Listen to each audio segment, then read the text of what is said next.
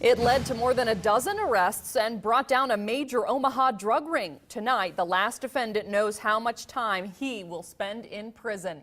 Operation Purple Haze has reached its final conclusion, and authorities believe it was a success from beginning to end. Good evening. I'm Megan Matthews. And I'm Craig Negrelli. They rounded up high-profile gang members selling drugs throughout the Omaha area. Senior reporter Jake Wasikowski is live outside the Douglas County Courthouse with the story. Jake.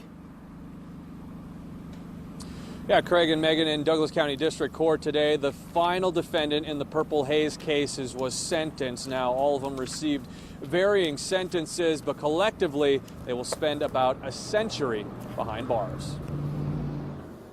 The Omaha Police Department's not going to sit idly by while gang violence hurts our community. It's been a year and a half since the Omaha Police Department announced a 9-month collaboration called Operation Purple Haze, which took down a hierarchy of drug activity in the Omaha and surrounding metro areas.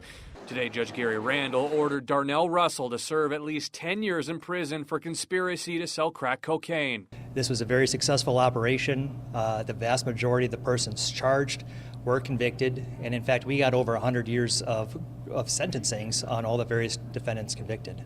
In total, at least 13 people were arrested in the operation on drug and weapons charges, some part of the 40th Avenue gang. 9 of them are sentenced in Douglas County to prison time.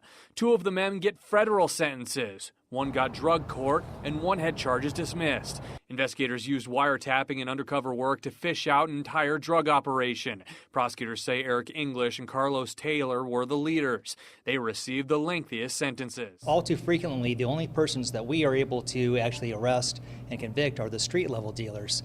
This operation allowed us to identify the street-level dealers and work up the chain to the mid-level dealers and ultimately the top suppliers. Prosecutors hope police are able to bust more of these rings to get the drugs and crime off the streets. We were very pleased with the outcome, the successful outcome of this Purple Haze wiretap investigation, and we're looking forward to doing additional investigations in the future.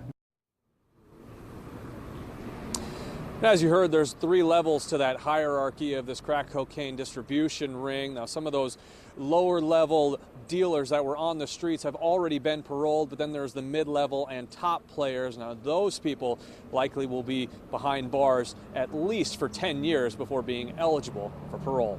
Reporting live outside the Douglas County Courthouse in downtown Omaha, Jake Wasikowski, KMTV Action 3 News.